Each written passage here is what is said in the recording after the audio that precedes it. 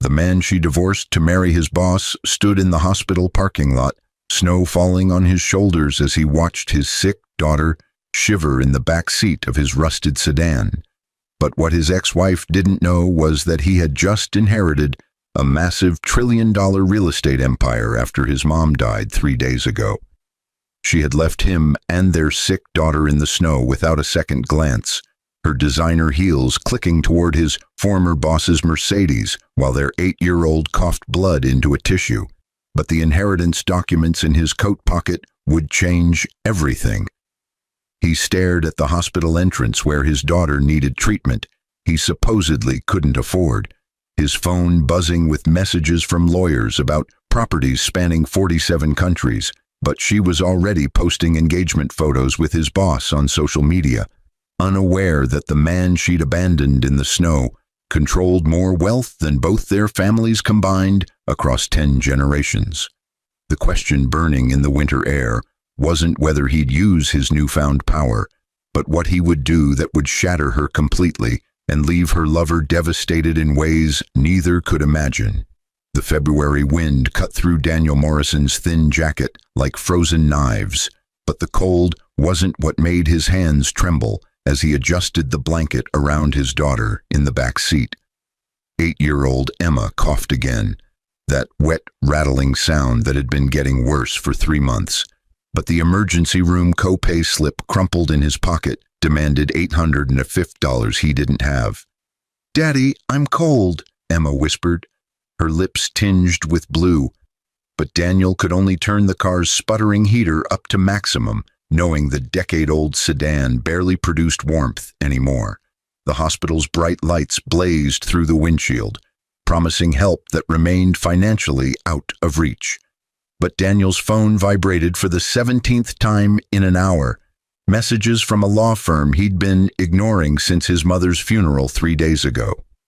His mom had died alone in a nursing home while he worked double shifts at Morrison & Associates, the architectural firm where he'd spent 12 years drafting other people's dreams.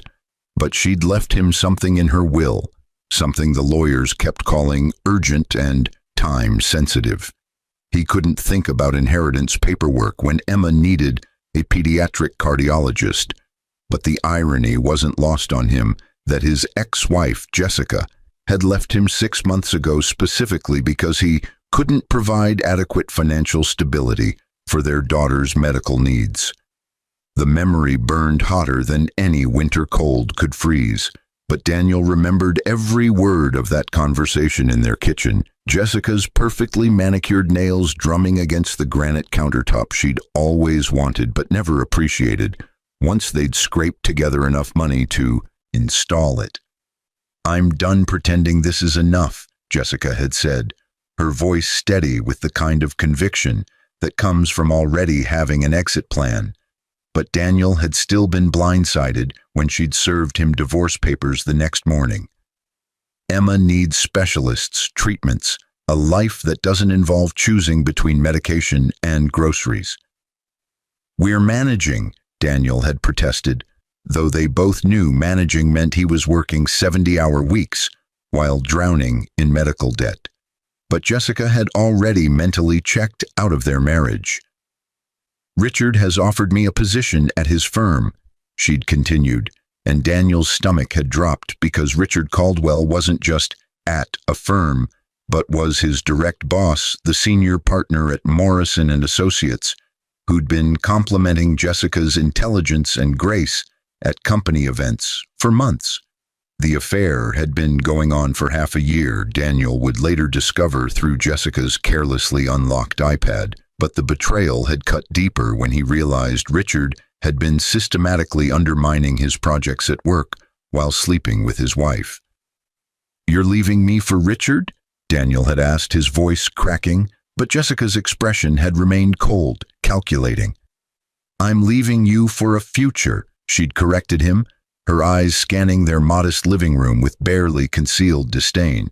But what she'd really meant was she was leaving him for money, status, and a life uncomplicated by a husband who actually loved his daughter more than his career trajectory.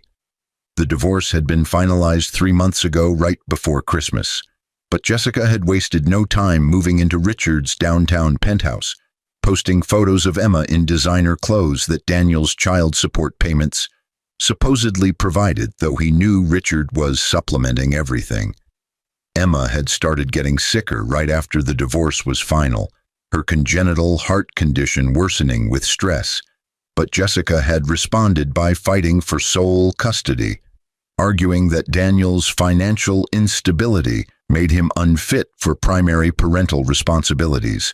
The custody hearing was scheduled for next month, but Daniel knew he was losing his daughter in more ways than one. A sharp knock on his car window made him jump, but when he looked up, his heart sank further because Richard Caldwell stood outside, his wool coat probably worth more than Daniel's entire wardrobe, Jessica wrapped around his arm like an expensive accessory. "Daniel," Richard said when Daniel reluctantly rolled down the window, cold air rushing in, but the smugness in his boss's voice made Daniel's jaw clench. "What are you doing here?" Daniel asked, glancing back at Emma, who'd fallen into a fitful sleep. But he already knew the answer because Jessica's Instagram story 30 minutes ago had tagged the location at the hospital's parking garage. "We're here for Emma's appointment," Jessica said, her tone implying Daniel had forgotten. But he hadn't forgotten anything. He simply couldn't afford the specialist appointment she'd scheduled without consulting him. "The appointment is at 3, Daniel said, checking his watch that showed 2:47 p.m., but Jessica's expression soured at his attention to detail. "We wanted to arrive early to discuss payment arrangements," Richard interjected smoothly, his hand proprietarily on Jessica's lower back, but the implication was clear. Richard was paying, therefore Richard was the better father figure. "I'm handling it," Daniel lied, his pride the only thing he had left, but Richard's knowing smile said he saw right through the facade. "You're handling it?" Jessica's laugh was brittle, cruel, but worse was the pity Daniel saw in her eyes, the same look she'd given him when she'd packed her bags 6 months ago. "Daniel, your car is literally smoking. Emma told me you've been feeding her cereal for dinner 3 nights a week. You're not handling anything." The truth of her words stung because Daniel had been feeding Emma cereal, but only because he was saving money for her medications, sacrificing his own meals so she could have proper nutrition during lunch at school. "Emma needs stability," Richard added, his voice taking on that patronizing tone he used in board meetings, but Daniel recognized it as the same tone Richard had used when systematically stealing credit for Daniel's designs over the past 2 years. "Emma needs her father," Daniel shot back, his voice low to avoid waking his daughter, but Jessica scoffed at the sentiment. "Her father who can't afford her treatment, her father who's living in a 1-bedroom apartment in the worst part of town." Jessica's perfectly lipsticked mouth twisted with contempt, but Daniel noticed the massive diamond on her left ring finger, new since he'd last seen her at the custody mediation 2 weeks ago. "You're engaged," Daniel said flatly, the observation landing like lead in his stomach, but Richard beamed with pride. "Just proposed last night," Richard announced, pulling Jessica closer. But the way Jessica avoided Daniel's eyes told him she'd been expecting this reaction, had perhaps even orchestrated this parking lot confrontation. "Congratulations," Daniel managed, though the word tasted like ash, but he refused to give them the satisfaction of seeing him break. "We're planning a June wedding," Jessica continued, her voice bright with forced cheer, but underneath Daniel heard the vindication, the proof that she'd made the right choice in leaving him. "And we've discussed Emma being the flower girl. Richard's already setting up a trust fund for her education." The implication hung in the cold air. Richard could provide everything Daniel couldn't, but what neither of them knew was that Daniel's phone continued vibrating in his pocket, messages from Rothstein and Associates legal firm growing increasingly insistent. "I need to get Emma inside," Daniel said, reaching for his door handle, but Richard stepped closer, blocking him. "Actually, Daniel, we need to discuss something." Richard's tone shifted to business mode, the one he used when firing junior architects, but Daniel's exhaustion was too deep for fear. "Not now, Richard. Your position at the firm is being reevaluated," Richard continued anyway, his words precise and cutting, but Daniel had expected this ever since the affair became office gossip. "You're firing me," Daniel translated, too tired for corporate euphemisms, but Richard had the audacity to look offended at the directness. "We're restructuring," Richard corrected smoothly, but everyone knew restructuring meant eliminating Daniel's position while redistributing his projects to Richard's favorites.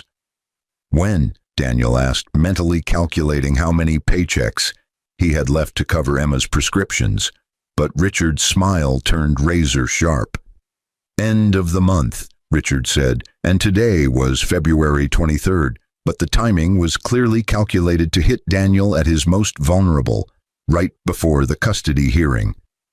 "You can't do this," Daniel said, though they both knew Richard absolutely could, but Jessica's hand on Richard's arm suggested she'd not only approved, but possibly suggested this move. "I can and I am." Richard's voice carried the weight of someone who'd never faced real consequences, but he continued, "You've been underperforming for months, Daniel. Projects delayed, clients dissatisfied, quality declining. Every accusation was fabricated, sabotage disguised as incompetence, but Daniel had no proof.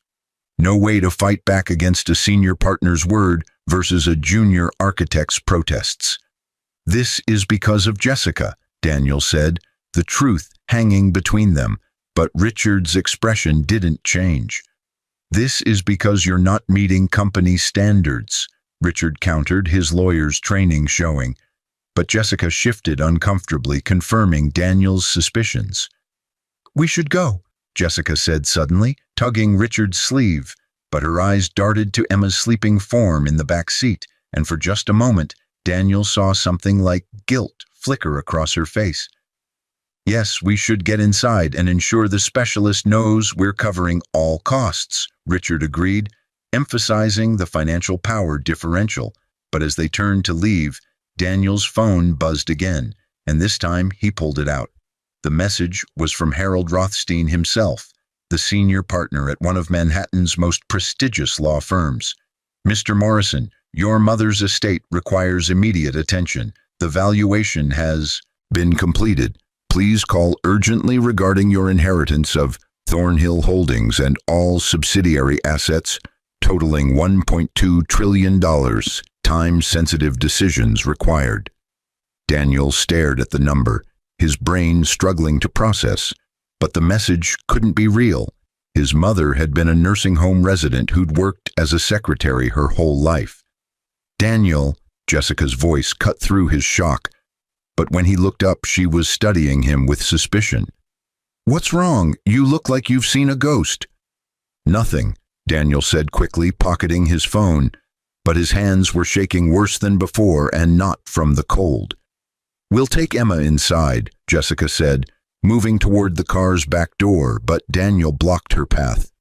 "She's asleep. Let her rest 5 more minutes," he said, his mind racing through the impossible message, but Jessica's eyes narrowed. "Daniel, she needs to see the doctor now," Jessica insisted, reaching for the door handle, but Daniel held firm. 5 minutes, Jessica. You said the appointment is at 3. It's 2:53. Daniel checked his watch, buying time to think, but his ex-wife's impatience flared. "Fine," she snapped, stepping back, but Richard's hand went to her shoulder, a gesture of comfort and possession combined. "We'll meet you inside," Richard said, his tone making it clear this wasn't a suggestion, but Daniel nodded, waiting until they'd walked toward the hospital entrance before pulling out his phone again. The message was still there, still claiming his mother had left him over $1 trillion, but Daniel's memories of Margaret Morrison were of a woman who'd lived in a modest apartment, who'd saved pennies, who'd apologized profusely when she couldn't help with Emma's medical bills. His fingers trembling, Daniel dialed the number in the message, but the voice that answered was crisp, professional. unmistakably real. "Mr. Morrison, thank goodness," Harold Rothstein said without preamble, but his urgency suggested this wasn't a scam. "I've been trying to reach you for 3 days. Your mother's affairs are incredibly complex, and we're running up against several time-sensitive deadlines." "I don't understand," Daniel said, his voice barely above a whisper, but Rothstein sighed with relief at finally making contact. "Your mother, Margaret Morrison, was Margaret Thornhill before her marriage," Rothstein explained, and the name Thornhill sent a jolt through Daniel's memory. But he'd never made the connection because his mother never spoke about her family. She was the sole heir to Thornhill Holdings, a private real estate empire established in 1887. She'd been estranged from the family business for 50 years, but never relinquished her ownership. "That's impossible," Daniel protested, thinking of his mother's one-bedroom apartment, her budget grocery, shopping. But Rothstein continued undeterred. "Your mother lived modestly by choice, Mr. Morrison, but her assets were considerable." Rothstein's words were measured, careful, but Daniel heard the magnitude behind them. Thornhill Holdings owns approximately 14,000 properties across 47 countries, commercial real estate primarily, office buildings, shopping centers, industrial complexes. The total valuation is $1.2 trillion, and as her sole heir, it's now yours. The parking garage seemed to tilt sideways, but Daniel gripped his steering wheel to steady himself. "Why didn't she tell me?" Daniel asked, his voice cracking, but he remembered his mother's words at their last visit, 3 weeks before she died. "Danny, when the lawyers come, don't let them intimidate you. You're stronger than you know." "She wanted you to earn your own way," Rothstein said gently, but there was more to it, Daniel sensed. "And she worried the wealth would corrupt you, as it had corrupted her family. But she also left explicit instructions that the moment you inherited, you were to use the resources to protect your daughter's health and well-being above all else." Emma coughed in the back seat, that terrible wet sound. But suddenly Daniel understood that his mother had been watching, waiting, ensuring he became the man who deserved such responsibility. "What do I need to do?" Daniel asked, his mind already racing through possibilities. But Rothstein's response was immediate. "First, you need to come to our office and sign the transfer documents," Rothstein said, but then added, "Second, you need to know that news of this inheritance will break within hours. We've managed to keep it quiet during probate, but the business press has started asking questions. Your life is about to change dramatically, Mr. Morrison." Daniel looked at the hospital entrance where Jessica and Richard had disappeared, but a cold clarity was settling over him, replacing the desperation and fear with something harder, more deliberate.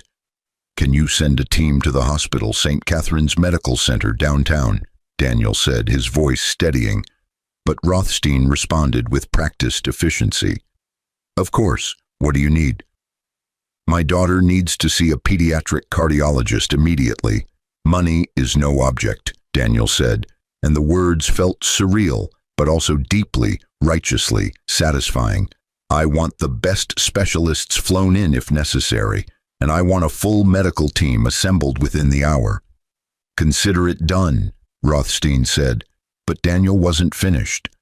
"Also, I need information on Richard Caldwell, senior partner at Morrison and Associates Architecture," Daniel continued, his thoughts crystallizing into purpose. But the anger he felt wasn't hot and explosive, it was cold and calculating.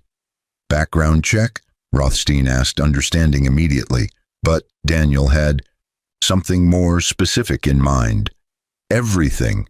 Financial holdings, business dealings, professional history," Daniel specified, but most importantly, any vulnerabilities in his business structure or personal investments. "Mr. Morrison, I should advise," Rothstein began, his lawyer's caution evident, but Daniel cut him off. "My mother's instructions were to protect my daughter, correct?" Daniel asked, his voice hard, but Rothstein confirmed. "Among other things, yes." "Then I need to know about the man who's trying to take her from me," Daniel said simply, but underneath his calm tone was a promise of reckoning that had been building for 6 months, of humiliation and betrayal. After hanging up, Daniel sat in silence for a moment, watching snow accumulate on his windshield. But his phone buzzed again, this time with a calendar notification from Rothstein's office. Transfer signing scheduled for 5 p.m. today. Car will arrive at 4:30 p.m. to transport you and your daughter. Emma stirred in the back seat, her eyes opening slowly, but when she saw her father, she smiled despite her obvious discomfort. "Daddy, are we going to see the doctor now?" she asked, her voice small and tired. But Daniel turned to face her, his expression softening. "Yes, sweetheart, and not just any doctor," Daniel promised, reaching back to squeeze her small hand, but he was already formulating the next steps in his mind. "The best doctors in the world are going to take care of you." "But you said we couldn't afford—" Emma began, confusion crossing her young face, but Daniel shook his head. "Things have changed, Em. Your grandmother left us something very special," Daniel explained carefully, trying to find words an 8-year-old could understand. But before he could continue, his phone rang with an unknown number. "Mr. Morrison, this is Dr. Patricia Chen from Johns Hopkins Pediatric Cardiology," a professional voice said when he answered. But Daniel's eyebrows rose because Johns Hopkins was in Baltimore. "Mr. Rothstein's office contacted us about your daughter. I'm currently boarding a helicopter with 2 colleagues. We'll be at St. Catherine's within 90 minutes. Can you give me a brief overview of her condition?" As Daniel explained Emma's congenital heart defect, the medications she was taking, the worsening symptoms, but the entire conversation felt surreal, like he'd stepped into an alternate reality where his daughter's health wasn't a financial impossibility. "We'll need to run comprehensive tests immediately," Dr. Chen said, but her tone was confident, assured. "From what you're describing, she's a candidate for a new minimally invasive procedure we've pioneered. The success rate is 97%, and recovery time is typically 2 weeks." "How much does it cost?" Daniel asked automatically, but he already knew the answer. Didn't matter anymore. "Mr. Rothstein has authorized whatever care is necessary," Dr. Chen replied, but she added, "though I should mention that the procedure typically runs between $400,000 and $600,000. 6 months ago, that number would have represented an insurmountable wall, but now it was barely a rounding error in Daniel's new reality. After the call ended, Daniel helped Emma out of the car, wrapping her in a blanket, but as they walked toward the hospital entrance, he saw Jessica and Richard through the glass doors, standing at the reception desk with frustrated expressions. "The specialist isn't here yet," Jessica was saying to the receptionist, her voice rising, but the receptionist looked confused. "Ma'am, Dr. Harrington called to say she's running late." The receptionist began, but Jessica cut her off. "This is unacceptable. Do you know who we are? Do you know how much money we pay for these appointments?" Jessica's entitlement was on full display, but Richard placed a calming hand on her arm, ever the diplomat in public. Daniel pushed through the doors, Emma's hand in his, but Jessica's eyes immediately locked onto them. "There you are," Jessica said, her tone accusatory, but she noticed Emma's brighter expression, the way the child was looking at her father with trust instead of worry. "Mommy," Emma called out, but she didn't release Daniel's hand, but Jessica's smile was strained as she approached. "Come here, sweetie," Jessica said, reaching for Emma, but the little girl stepped closer to Daniel instead. "Daddy says the best doctors are coming to help me," Emma announced, her child's faith in her father absolute, but Jessica's expression soured. "Emma, we've arranged for Dr. Harrington to see you," Jessica corrected, glancing at Daniel with irritation. But Richard stepped forward, his professional mask in place. "Daniel, we should discuss the payment situation," Richard said, lowering his voice. But the condescension was unmistakable. "I'm prepared to cover the costs today, But going forward, we need to establish clear financial boundaries regarding Emma's care. That won't be necessary, Daniel said simply, but both Jessica and Richard looked at him with surprise. What do you mean? Jessica asked, her eyes narrowing, but before Daniel could respond, the hospital's main entrance opened with commotion. A team of people in professional attire swept in, but leading them was a woman in her 50s wearing an expensive suit, her bearing suggesting authority and competence. Mr. Morrison? She asked, approaching Daniel directly and ignoring Richard and Jessica entirely, but her focus was absolute. Yes, Daniel confirmed, but Jessica stepped forward, inserting herself into the conversation. Excuse me, who are you? Jessica demanded, but the woman barely glanced at her.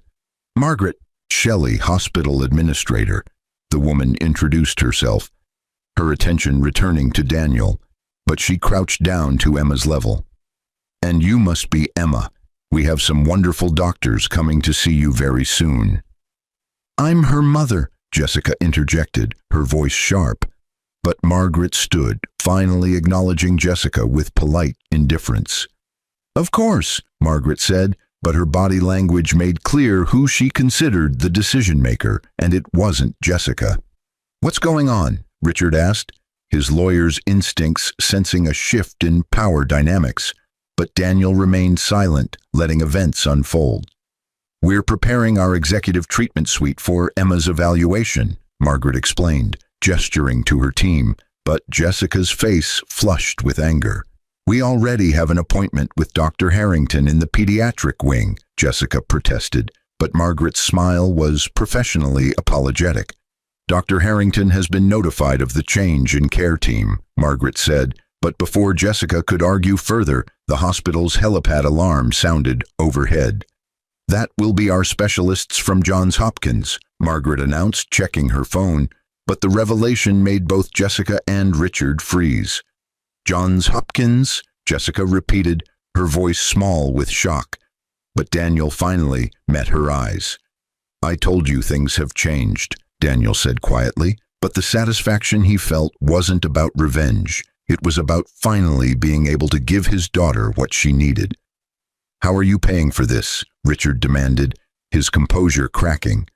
But Daniel turned to him with an expression of cold calculation. That's not your concern, Richard, Daniel replied, but he let a hint of steel enter his voice. Though speaking of financial matters, I'll need the remainder of this week off from work. Family medical emergency. Daniel, we discussed your termination, Richard began, his authority reasserting, but Daniel cut him off. Actually, Richard, I quit, Daniel announced, the words liberating, but he continued before Richard could respond. Effective immediately, you can mail my final paycheck to my lawyer's office. I'll send you the address. The shock on Richard's face was worth 6 months of humiliation, but Jessica grabbed Daniel's arm. What is happening? She hissed, her perfectly manicured nails digging in. But Daniel gently removed her hand. I'm taking care of our daughter, Daniel said simply, but Jessica's eyes searched his face for answers. With what money? Daniel, you're unemployed now. How are you? Jessica's panic was rising, but the elevator opened behind them, and 3 doctors in Johns Hopkins jackets emerged, led by Dr. Chen. Mr. Morrison? Dr. Chen called out, her team's presence commanding immediate attention, but she approached with focused professionalism. We're ready to examine Emma. Can we use the executive suite? This way, doctors, Margaret gestured, already leading the group toward a private wing. But Emma looked up at Daniel with wide eyes. Daddy, I'm scared, she whispered. But Daniel knelt down, taking both her hands. I know, sweetheart, but these doctors are going to make you better, he promised. But he glanced at Jessica. Do you want your mom to come with us? Emma hesitated, then shook her head, but the rejection made Jessica gasp. Emma, honey, Jessica started, hurt evident in her voice, but Emma's quiet response cut deeper. You said I was being dramatic about being sick, Emma said softly, remembering, but the words made Jessica pale. Daddy never said that. The accusation hung in the air, but Jessica had said that 3 weeks ago when Emma complained about chest pain and Jessica had been getting ready for a charity gala with Richard. "I didn't mean," Jessica tried to explain, but Emma had already turned back to Daniel. "Just Daddy," Emma confirmed, but her small hand squeezed her father's tighter. "I'll be with you the whole time," Daniel promised, standing, but as he followed Dr. Chen and her team toward the executive suite, he heard Jessica's voice behind him. "Daniel, we need to talk about this," Jessica called out, but there was an edge of desperation replacing her earlier confidence. "Later," Daniel said without turning around, but Richard's voice stopped him. "Daniel, whatever you think you're doing, you can't afford this kind of medical care," Richard said, his tone a mix of concern and challenge, but Daniel finally turned to face them both. "Can't I?" Daniel asked, his expression unreadable, but he saw doubt flicker in Richard's eyes. The medical examination took 2 hours, but Daniel sat beside Emma throughout, holding her hand while Dr. Chen and her team ran comprehensive tests. The executive suite was like something from a luxury hotel rather than a hospital, but Emma's comfort was clearly the priority in every design choice. "Mr. Morrison, can we speak privately?" Dr. Chen asked once Emma had been settled with a tablet and headphones, but Daniel nodded, stepping into the adjoining consultation room. "How bad is it?" Daniel asked, bracing himself, but Dr. Chen's expression was cautiously optimistic. "Her condition has deteriorated significantly over the past 6 months, Dr. Chen explained, pulling up imaging on a digital display, but she pointed to specific areas. "The stress of the divorce, the instability, it's all contributed to worsening symptoms. But the good news is she's still an excellent candidate for the procedure I mentioned." "When can you do it?" Daniel asked, but Dr. Chen's response was immediate. "We can schedule it for next week if you approve," she said, but then added, "I should mention that this procedure is cutting edge. Only 12 hospitals in the world perform it, and we've had the highest success rate." "Do it," Daniel said without hesitation, but Dr. Chen nodded approvingly. "There's something else you should know," Dr. Chen continued, her expression growing serious, but Daniel sensed she was choosing her words carefully. "Emma's medical records show inconsistent care over the past 6 months, missed appointments, delayed prescription refills, gaps in her monitoring." The implication was clear, but Daniel's jaw tightened. "Her mother had primary custody," Daniel explained, but the words tasted bitter. "I see," Dr. Chen said, and her professional neutrality couldn't quite hide her disapproval. But she continued, "Going forward, Emma will need consistent, attentive care. The procedure will buy us time, but she'll require regular monitoring for the rest of her life." "She'll have it," Daniel promised. But his phone vibrated with a message from Rothstein. "Car arriving in 10 minutes, documents ready for signature." When Daniel returned to the examination room, but Emma was asleep, exhausted from the tests. Dr. Chen had ordered her admitted overnight for observation and to begin pre-surgical protocols, but Daniel made arrangements for a private nurse before heading back to the waiting area. Jessica and Richard were still there, but their earlier confidence had eroded. But Jessica jumped up when she saw Daniel. "What did the doctors say?" she demanded, but her voice was strained with worry. "She needs surgery. Next week," Daniel said, but he didn't elaborate. "Surgery? What kind of surgery?" Jessica's maternal instincts finally overrode her other concerns, but Richard's hand on her shoulder seemed more restraining than comforting now. "A specialized procedure to repair her heart defect," Daniel explained, but he was already looking past them towards the exit. "How much will it cost?" Richard asked, and there it was. But the question revealed his priorities. "It's handled," Daniel replied shortly, but Jessica grabbed his arm again. "Daniel, please, you need to tell me what's going on," she pleaded, but for the first time Daniel saw genuine fear in her eyes. Fear that she was losing control of a situation she'd previously dominated. What's going on is that our daughter is getting the medical care she needs, Daniel said, his voice hard, but he softened slightly. She's being admitted overnight. You can visit her tomorrow. Tomorrow? I'm her mother. I should stay with her, Jessica protested, but Daniel's expression remained firm. She asked for me, Daniel said simply, the truth of it landing like a blow. But before Jessica could argue, a man in a chauffeur's uniform approached. Mr. Morrison, your car is ready, the man announced, but his professional bearing and the keys to what was clearly a luxury vehicle made both Jessica and Richard stare. Thank you, Daniel said, turning to follow, but Jessica's voice rose with desperation.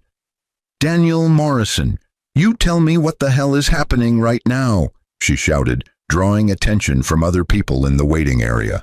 But Daniel paused, considering his response. He could tell her now, watch her realize the magnitude of her mistake in real time. But something held him back, a desire to let the revelation unfold more dramatically. You'll find out soon enough, Daniel said instead, but he met Richard's eyes with cold promise. Both of you. The car waiting outside was a Mercedes S-Class, and the driver held the door open, but as Daniel slid into the leather interior, he saw Jessica and Richard through the hospital's glass doors, their body language screaming confusion and growing panic. The drive to Rothstein and Associates took 30 minutes through downtown traffic, but Daniel used the time to process everything that had happened in the past 3 hours. His phone had started buzzing with messages and calls from numbers he didn't recognize, but a quick Google search of his own name revealed why. The first headline hit him like a physical blow. Secret billionaire junior architect inherits $1.2 trillion real estate empire.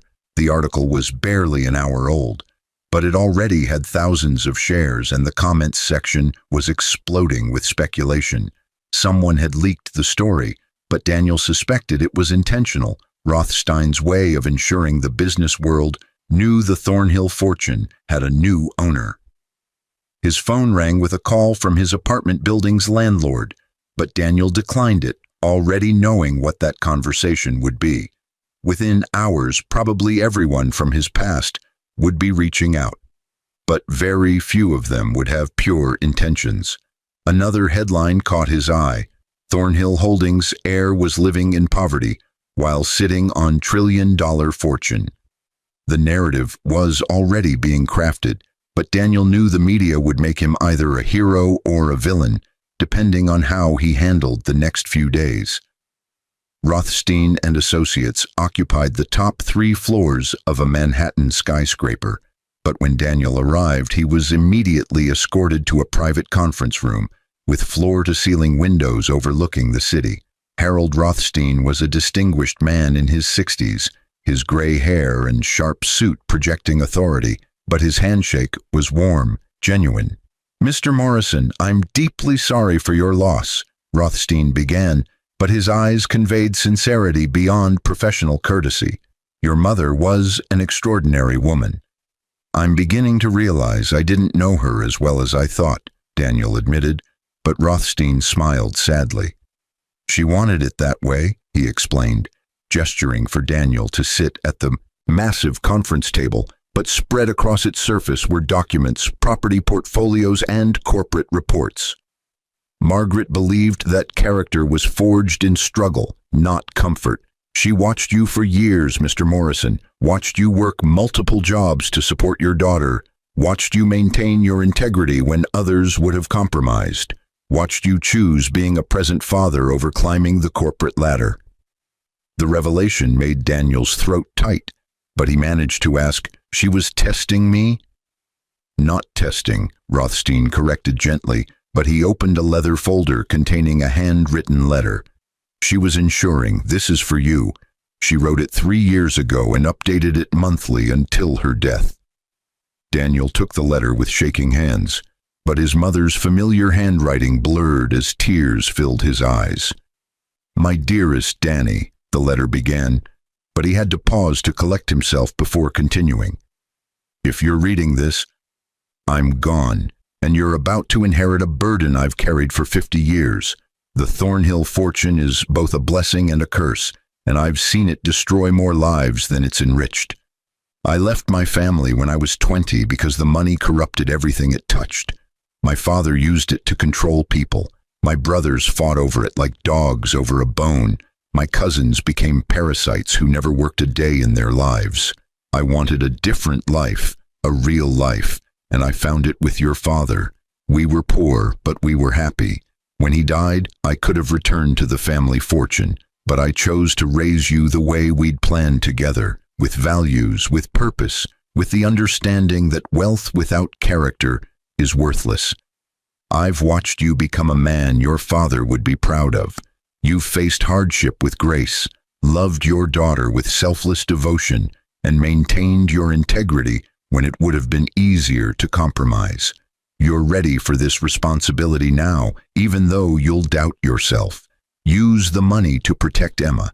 Use it to build something meaningful. Use it to make the world better, not to make yourself comfortable. And remember that the truest wealth isn't in bank accounts, but in the people we love and the lives we touch.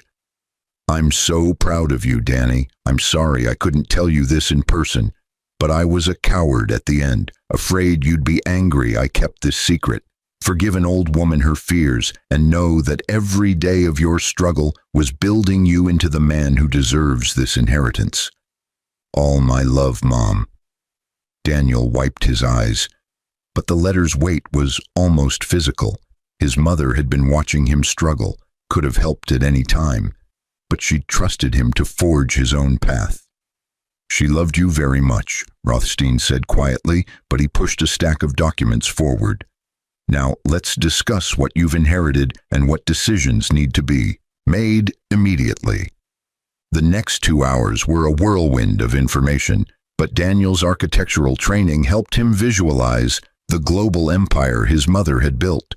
Thornhill Holdings owned landmark properties in every major city, office towers in New York, shopping centers in London, industrial complexes in Singapore, luxury hotels in Dubai.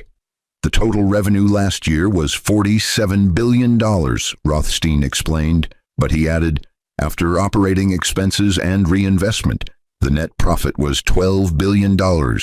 That's your annual income, Mr. Morrison. Daniel's brain struggled to process numbers that large, but Rothstein continued methodically through the portfolio. You also have a personal fortune from your mother's liquid assets, stocks, bonds, cash reserves, totaling approximately $340 million, Rothstein said, but he was already moving on to the next item. The board of directors has been managing the company in your mother's absence, but they'll need direction from you going forward. I don't know anything about running a real estate empire, Daniel protested, but Rothstein's smile was reassuring. Your mother didn't expect you to learn overnight, he said, but he pulled out another folder. She's arranged for a transition team to work with you, industry experts, financial advisors, legal counsel. They'll guide you through the first year while you learn the business. What did my mother do with all this money? Daniel asked suddenly, but the question had been nagging at him. Rothstein's expression softened with respect, but he opened yet another folder, this one filled with charitable giving reports. She anonymously funded over 200 charitable organizations, Rothstein explained, but the numbers were staggering. Children's hospitals, medical research, educational programs, poverty relief. She gave away approximately $8 billion over the past 30 years. Daniel's mother had been secretly one of the world's greatest philanthropists, but she'd lived in a modest apartment and clipped coupons while doing it. She wanted you to continue her charitable work, Rothstein said, but he added, though she also wanted you to enjoy life in ways she never allowed herself. Balance, she called it. After signing what felt like 1,000 documents, but was actually 47 separate legal instruments, Daniel emerged from the conference room as the legal owner of Thornhill Holdings. There's one more thing, Rothstein said as Daniel prepared to leave, but his expression turned serious. You asked me to research Richard Caldwell. Daniel had almost forgotten his earlier request, but Rothstein's tone suggested interesting findings. "What did you discover?" Daniel asked, but he was already anticipating the answer. "Morrison and Associates architecture is heavily leveraged," Rothstein explained, pulling up financial documents on his tablet, but the numbers told a story of corporate mismanagement. Richard Caldwell has been using company assets as collateral for personal investments, several of which have failed spectacularly. The firm is approximately $45 million in debt. "That's not public knowledge," Daniel guessed, but Rothstein confirmed with a nod. "They've been hiding it through creative accounting," Rothstein said, but he continued. "More interestingly, the firm's primary creditor is Caldwell Holdings, Richard's family company. He's essentially been loaning the firm money to cover the debt he created, putting the company in a position where he has total control." "How long until it collapses?" Daniel asked, but he was thinking strategically now. "Without a significant capital infusion, 6 months, maybe 8, Rothstein estimated, but he looked at Daniel curiously. "May I ask why you're interested?" "Because I'm going to buy Morrison and Associates," Daniel said simply, but the plan was crystallizing in his mind. "Can you make it happen?" Rothstein's smile was sharp with understanding, but he nodded slowly. "The firm is privately held, so we'd need to approach the board of directors directly. With Richard's financial troubles, they might be motivated to sell. But Mr. Morrison buying the company solely for revenge—" "Not solely for revenge," Daniel interrupted, but his expression hardened. "Morrison and Associates has talented architects, good clients, solid reputation. Richard has been running it into the ground through mismanagement and ego. I can save jobs, preserve the firm's legacy, and yes, ensure Richard Caldwell faces consequences for his actions." Multitasking, Rothstein observed with approval, but he made notes on his tablet. "I'll have a proposal ready by tomorrow morning. If you're serious about this, we'll need to move quickly before anyone else realizes the firm is vulnerable." "I'm serious," Daniel confirmed, but he was already thinking 3 steps ahead. "Also, I need you to quietly purchase the building where Richard's penthouse is located. The whole building." "May I ask your intention?" Rothstein asked, but his tone suggested he already knew. "Richard's lease expires in 4 months, Daniel said, but his smile was cold. "I want to be his landlord when it does." "Poetic," Rothstein acknowledged, but he added the item to his list.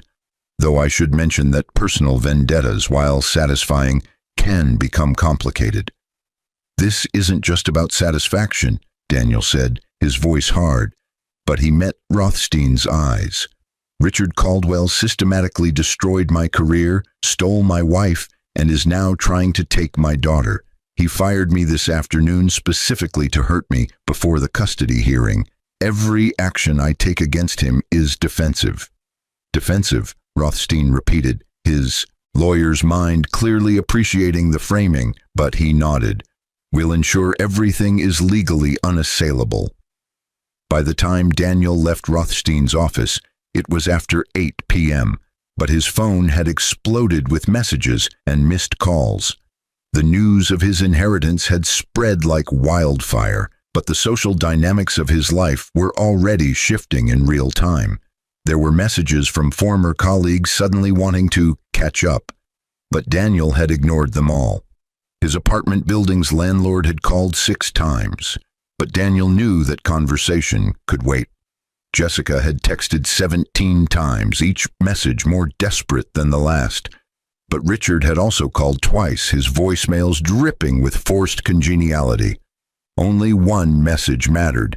The hospital had sent an update that Emma was stable, comfortable, and asking for him, but visiting hours were over until morning. Daniel instructed his new driver to take him home, but home felt like a relic from a different lifetime. The 1-bedroom apartment in a rough neighborhood seemed even smaller now, but Daniel knew he'd need to find new housing soon, somewhere safe and comfortable for Emma's recovery. His phone rang with an unknown number, But when Daniel answered, a professional voice introduced herself as Melissa Chen from Global Estate Management. "Mr. Morrison, Harold Rothstein referred me," she explained, but her tone was brisk, efficient. "I understand you need immediate housing arrangements. I have 3 properties available for viewing tomorrow, all fully furnished, all in excellent school districts for your daughter." "That fast?" Daniel asked, surprised, but Melissa's laugh was knowing.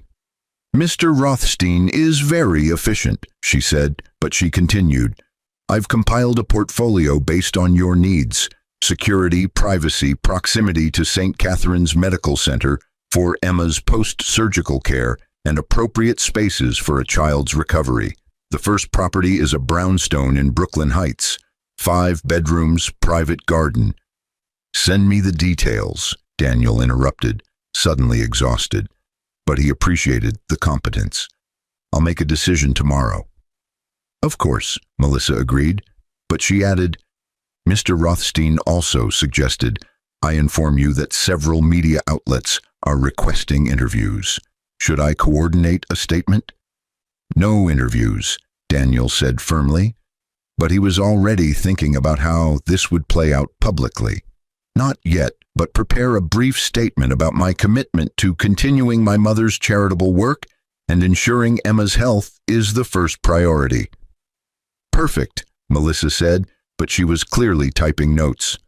"I'll have it ready for your approval in an hour." After hanging up, Daniel sat in his small apartment surrounded by the trappings of his former life, but everything felt temporary now, like a costume he'd been wearing that no longer fit. His phone buzzed again. Jessica calling. But Daniel let it go to voicemail. Whatever she wanted to say could wait until he'd processed everything, but her voicemail was revealing. "Daniel, I don't know what's happening, but the internet is saying you inherited billions of dollars. That can't be real. Call me back. We need to talk about Emma, about the custody hearing. Richard says, just call me back, Daniel, please." The desperation in her voice was obvious, but Daniel felt no satisfaction, only a dull ache for the marriage they'd once had, before money and status had corrupted everything. He fell asleep on his worn couch, but his dreams were full of his mother's voice, reading her letter over and over. "The truest wealth isn't in bank accounts, but in the people we love and the lives we touch." The next morning, Daniel arrived at St. Catherine's Medical Center at 7 a.m., but Emma was already awake, her face lighting up when she saw him. "Daddy, the nurses say I get to have pancakes for breakfast," Emma announced, but her excitement was the best medicine Daniel could imagine. "Chocolate chip pancakes?" Daniel asked, sitting beside her bed, but Emma nodded enthusiastically. "Dr. Chen says the surgery will make me feel so much better," Emma continued, her child's faith in adult promises absolute, but Daniel squeezed her hand gently. "She's the best, sweetheart. You're going to be healthy and strong," Daniel promised. But the door opened behind them and Jessica entered. She looked terrible, but Daniel noticed the expensive clothes couldn't hide the sleepless night evident in her face. Dark circles under her eyes, makeup hastily applied, but her focus went immediately to Emma. "Baby!" Jessica rushed to the bedside, but Emma's greeting was subdued. "Hi, Mom," Emma said, not pulling away, but not embracing her mother either. But the distance was palpable. "I was so worried," Jessica said, her hands hovering over Emma like she wasn't sure where to touch, but her eyes kept darting to Daniel. "The doctors won't tell me anything. They say only your father has medical decision-making authority." "That's correct," Daniel confirmed, but he kept his tone neutral for Emma's sake. "Daniel, we need to talk," Jessica said, her voice strained, but she glanced at Emma. "Privately." "Emma, can you give us a few minutes?" Daniel asked his daughter, but Emma looked worried.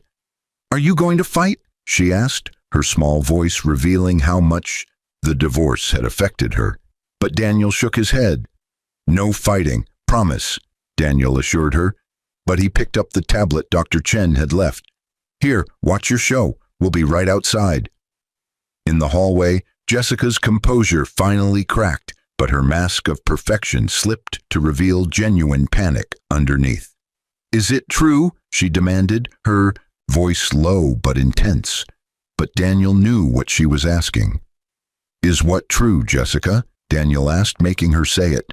But she pulled out her phone, showing him article after article about his inheritance. This, all of this. Did you really inherit over $1 trillion? Jessica's hands were shaking, but Daniel noticed the massive engagement ring was conspicuously absent from her finger. "Yes," Daniel confirmed simply, but he watched her process the information in real time. "Why didn't you tell me?" Jessica asked, and the audacity of the question almost made Daniel laugh, but he kept his expression neutral. "I found out yesterday, Jessica, in the hospital parking lot, right before you and Richard informed me I was being fired." Daniel's words were measured, but the implications hung between them. Jessica's face went through several expressions, but settled on something that looked like horror mixed with regret. "Oh my God," she whispered, but her mind was clearly racing through scenarios. "Daniel, I didn't know. You have to believe I didn't know."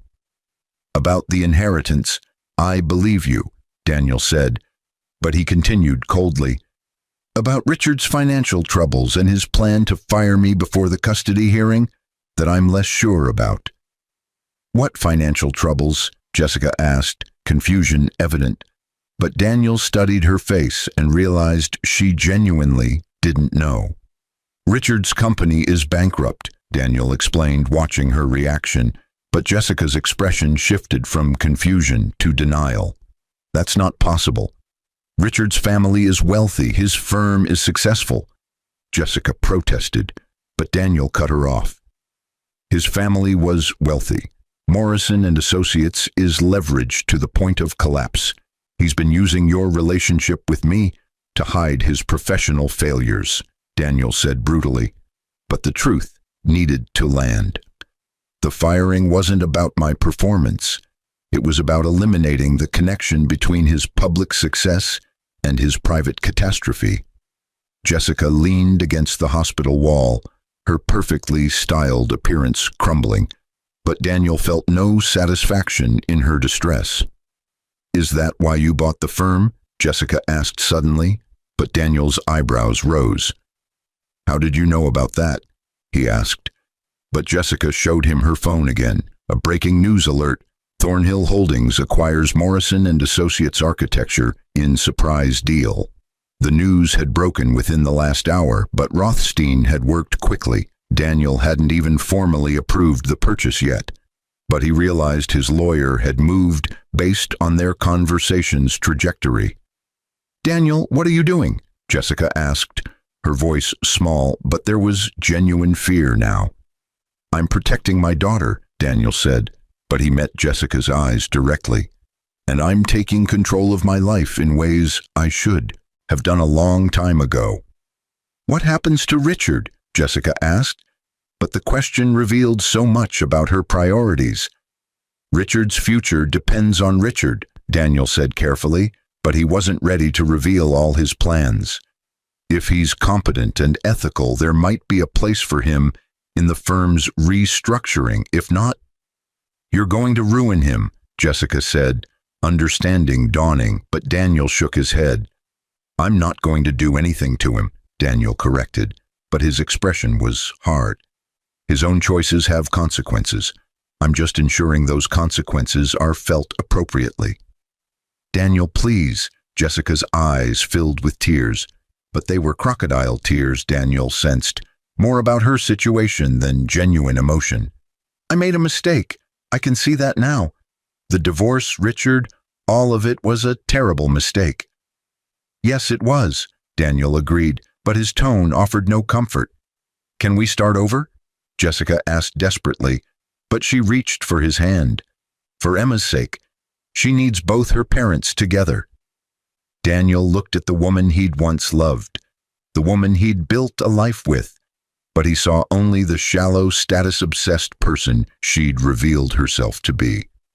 Emma needs her parents to be healthy, stable, and focused on her well-being. Daniel said, pulling his hand away, but he continued, "Together or apart.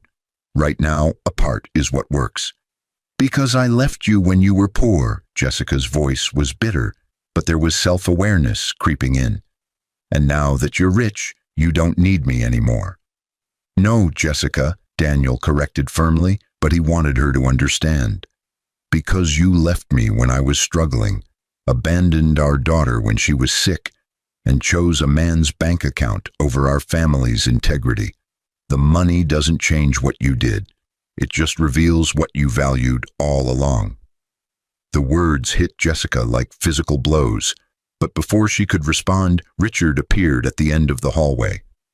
"Jessica, we need to leave," Richard called out, his voice strained. But when he saw Daniel, his expression darkened. "You." "Richard," Daniel acknowledged coolly, but he noticed Richard's disheveled appearance, so different from his usual polished presentation.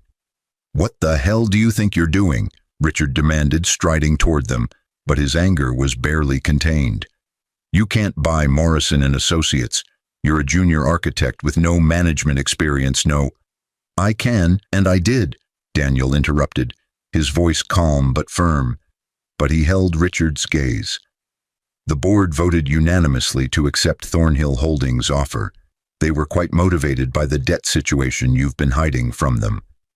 Richard's face went red, but his hands clenched into fists at his sides. "You vindictive bastard," Richard spat, but Daniel's expression didn't change. "Interesting accusation from the man who slept with my wife, sabotaged my career, and fired me to damage my custody case," Daniel observed, but his tone remained conversational, which seemed to enrage Richard further. "I built that firm," Richard shouted, but hospital security was already approaching, drawn by the commotion.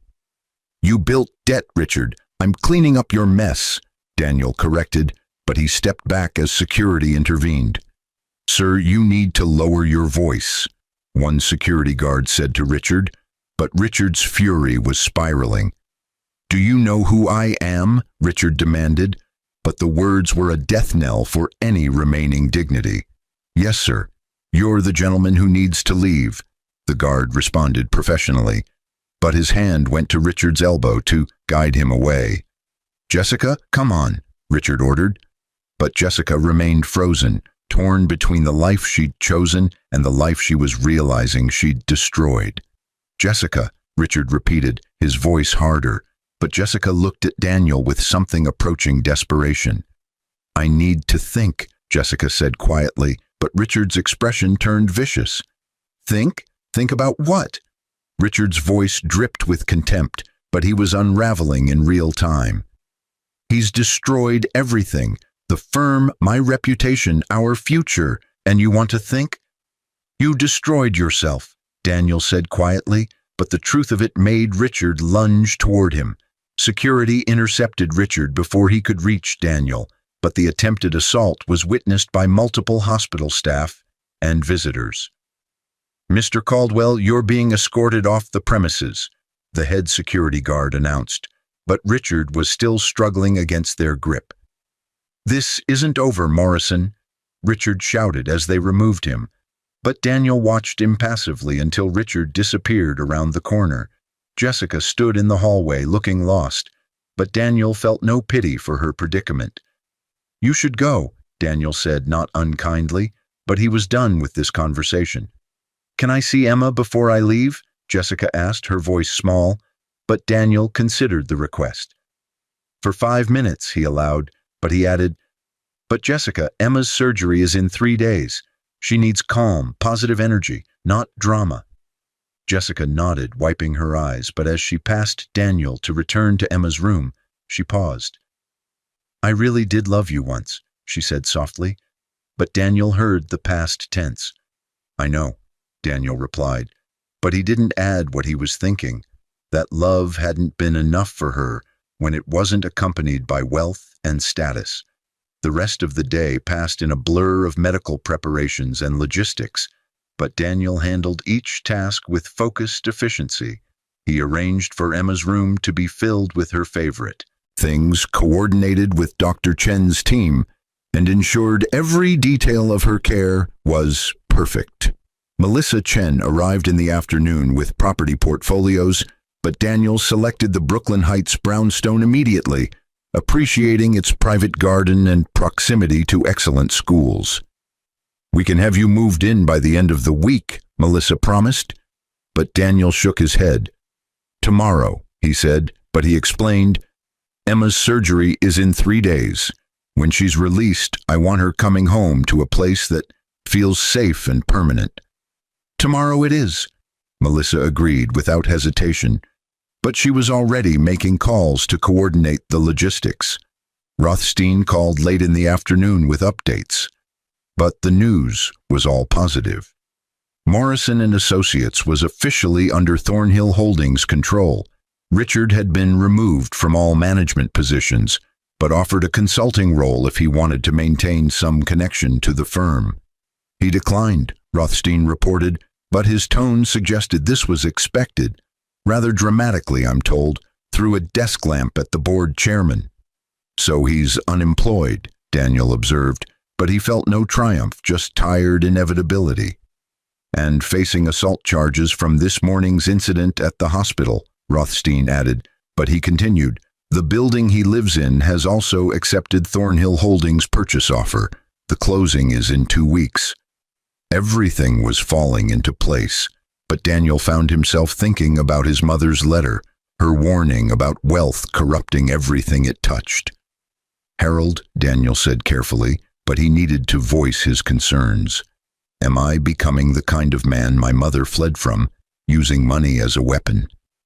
Rothstein was quiet for a moment, but his response was thoughtful. "Your mother used her wealth to help people anonymously, to fund hospitals and schools, to make the world better without seeking recognition," Rothstein said. But he continued, "You're using your wealth to protect your daughter and hold accountable someone who deliberately hurt you and your family. Intent matters, Mr. Morrison. Your mother would understand the difference." "I hope so," Daniel said, but he wasn't entirely convinced. That evening, Daniel sat with Emma as she fell asleep, but her small hand in his reminded him why all of this mattered. She was getting healthy, would have the surgery she needed, would grow up in a safe home with opportunities his mother's wealth could provide. His phone buzzed with a text from Jessica. "Can we talk tomorrow? Really talk? Please." Daniel stared at the message, but he didn't respond immediately. Some conversations required careful thought, but others were simply postponing the inevitable. The next 2 days were consumed with preparations, but Daniel moved into the brownstone with a minimal amount of his own possessions, most of his furniture from the old apartment going to charity. Melissa had furnished the house beautifully, but Emma's room was designed specifically for a recovering child, with soft colors, comfortable furniture, and space for medical equipment if needed. Morrison and Associates restructuring was announced publicly, but Daniel appointed a competent COO to handle day-to-day operations while he focused on learning the business. Several senior architects approached him privately to thank him, but their relief at Richard's removal was palpable. The custody hearing was postponed at Daniel's request, but he'd already filed paperwork for sole custody, given Jessica's demonstrated pattern of prioritizing her own interests over Emma's medical needs. On the morning of Emma's surgery, Daniel arrived at the hospital at 5 a.m., but Emma was already awake, nervous but trying to be brave. "I'm scared, Daddy," she admitted, her small voice cracking. But Daniel pulled her close. "I know, baby. Being scared is okay," he said softly, but he continued. "But Dr. Chen is the best in the world, and in a few hours, you're going to start feeling so much better." "Will you be here when I wake up?"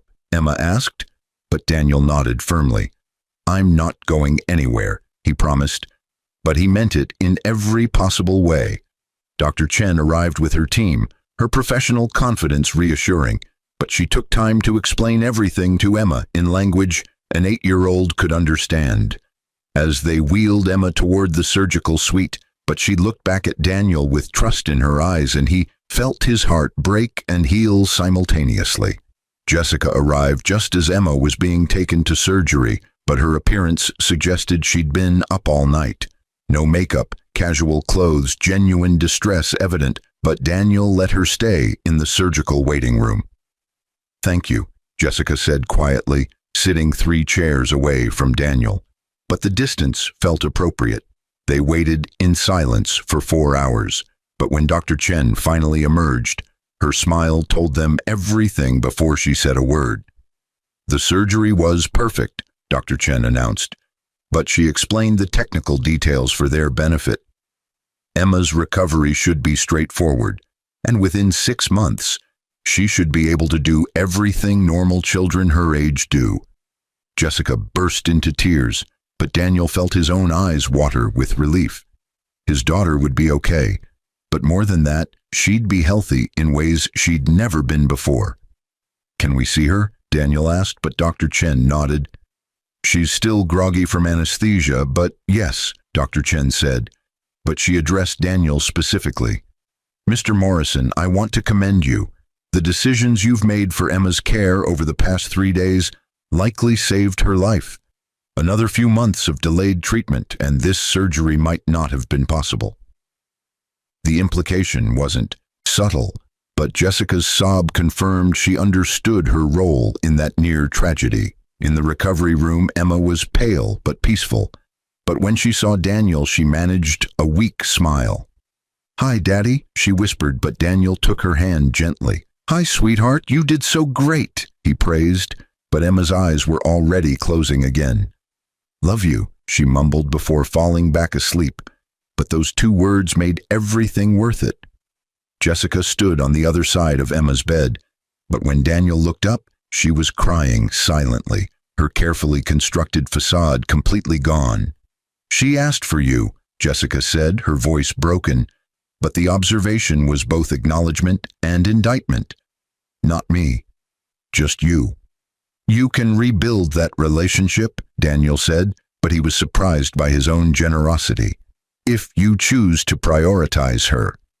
"I will," Jessica promised, but Daniel saw genuine remorse in her eyes for the first time.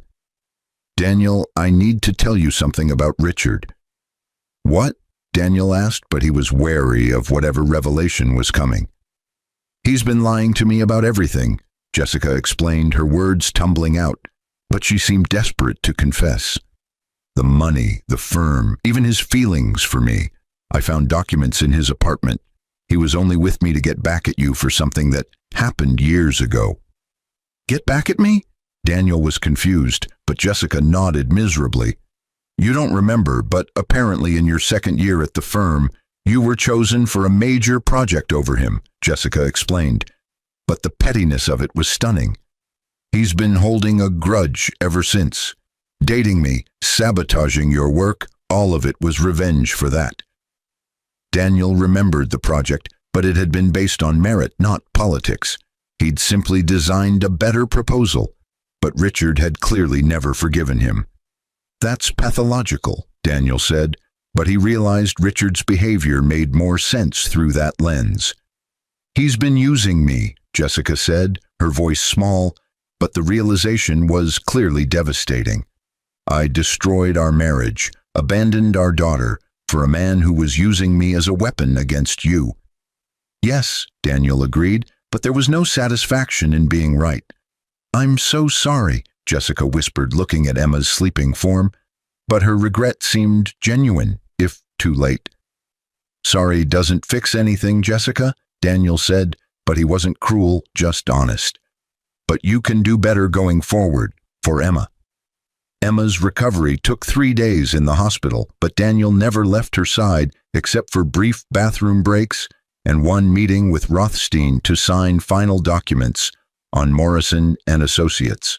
Jessica visited daily, but her interactions with Emma were stilted, awkward, showing the damage done by 6 months of prioritizing a new relationship over her daughter.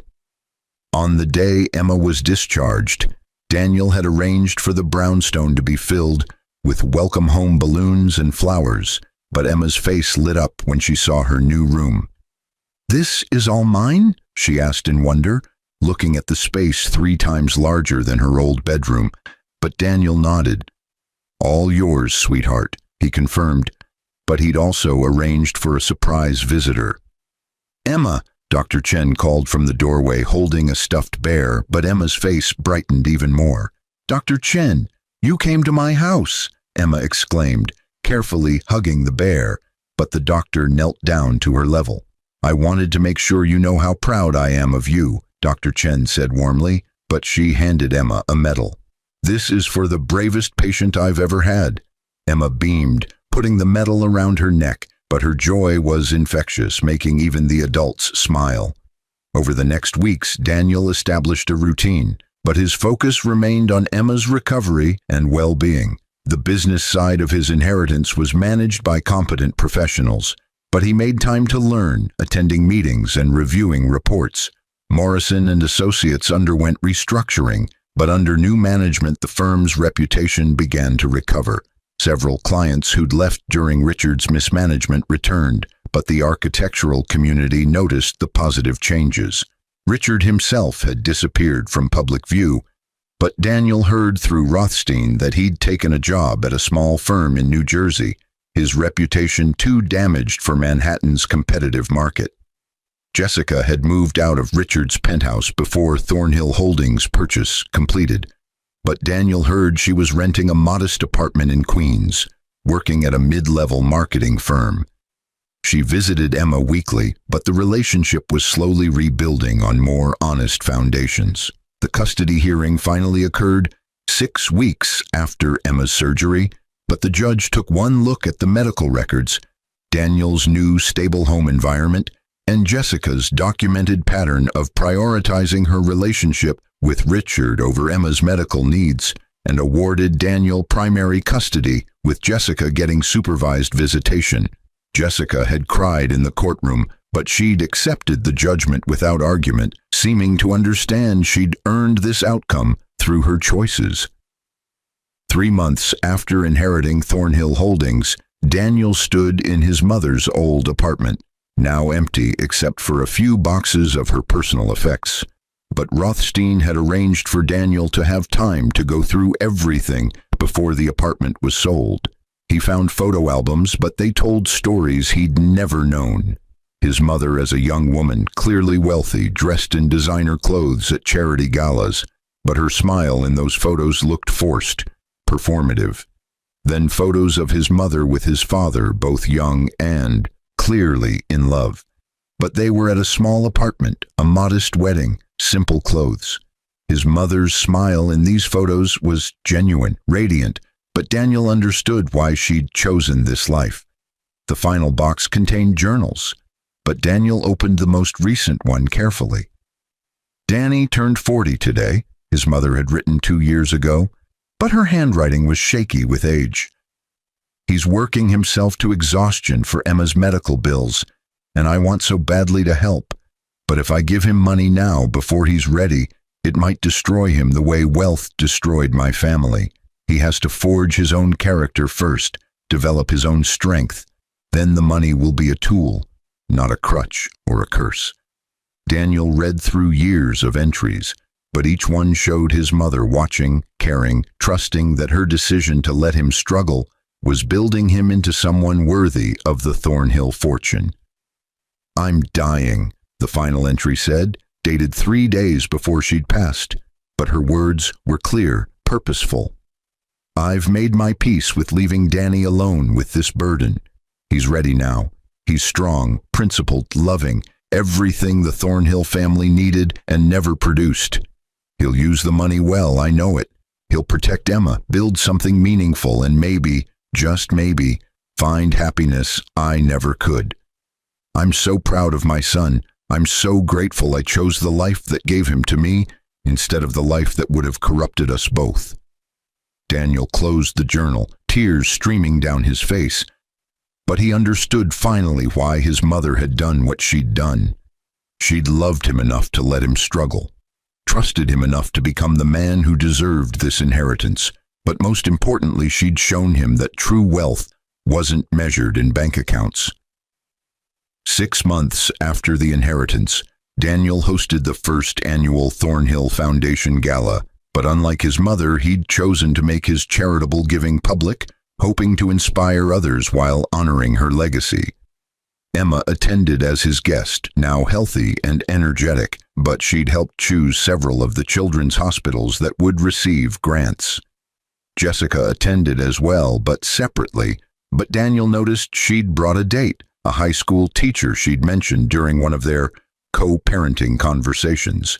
The man seemed kind, attentive, but most importantly, he clearly wasn't with Jessica for money or status. Morrison and Associates had been transformed, but under new leadership, the firm was winning major contracts and restoring its reputation. Daniel had announced plans to mentor young architects from underprivileged backgrounds, but the program was already oversubscribed. As Daniel gave his speech at the gala, thanking everyone for supporting the foundation's mission, but he looked at Emma in the front row, healthy and happy, and knew his mother had been right. The truest wealth wasn't in bank accounts, but in the people we love and the lives we touch. My mother once told me that character is forged in struggle, not comfort, Daniel told the crowd, but his words carried the weight of lived experience. She let me struggle because she trusted I would emerge stronger. Tonight, as we commit $500 million to causes she cared about, I honor that trust by ensuring others don't have to struggle alone. The applause was thunderous, but Daniel's eyes found Jessica's in the crowd, and for a moment they shared a look of understanding. She'd learned, through loss and consequence, what he'd always known, but perhaps there was wisdom in that journey too. Richard Caldwell wasn't at the gala, but Daniel had heard through industry contacts that Richard had quietly declared bankruptcy, his personal assets liquidated to pay debts. The penthouse had been repossessed, but Richard was now living with his aging parents in their Connecticut estate, working to rebuild his career from scratch. Daniel felt no satisfaction in Richard's fall, but he felt justice had been served through natural consequences rather than vindictive action. As the evening concluded and guests departed, Emma found Daniel on the brownstone's back terrace, but her medal from Dr. Chen still hung around her neck, worn daily as a badge of pride. "Daddy," Emma asked, climbing into his lap, despite being almost too big for it, but Daniel wrapped his arms around her. "Yes, sweetheart." "Are we rich now?" Emma's question was innocent, but it showed she was starting to understand their changed circumstances. "We have money now," Daniel corrected carefully, but he wanted her to understand the difference. But being rich is about more than money. It's about being rich in love, rich in purpose, rich in the good we do for others. "Like Grandma?" Emma asked, but Daniel nodded, his throat tight. "Exactly like Grandma," he confirmed, but he kissed the top of her head. "She showed us that the best way to use money is to help people, to make the world better." "I want to help people too," Emma declared, but her determination was fierce, and Daniel smiled. "You will, Em, you absolutely will," he promised, but he meant it with every fiber of his being. Looking out over the garden, Daniel thought about the journey from that snowy parking lot to this moment, but every hardship, every betrayal, every struggle had been necessary to forge him into the man holding this precious daughter, managing this vast fortune and honoring his mother's legacy. Jessica had left him and their sick daughter in the snow, unaware he'd just inherited a massive trillion-dollar real estate empire. But what he'd done wasn't about shattering her or devastating her lover. It was about protecting Emma, claiming the life his mother had prepared him for, but most importantly, proving that character forged in struggle could wield wealth with wisdom rather than corruption. The man she'd divorced to marry his boss after his mom died had done something neither Jessica nor Richard expected, but he'd risen above revenge to embrace responsibility, above bitterness to choose purpose, above wealth to prioritize love. And in doing so, Daniel Morrison had finally understood what his mother had been trying to teach him all along, that the greatest inheritance wasn't money, but the strength of character to use it well.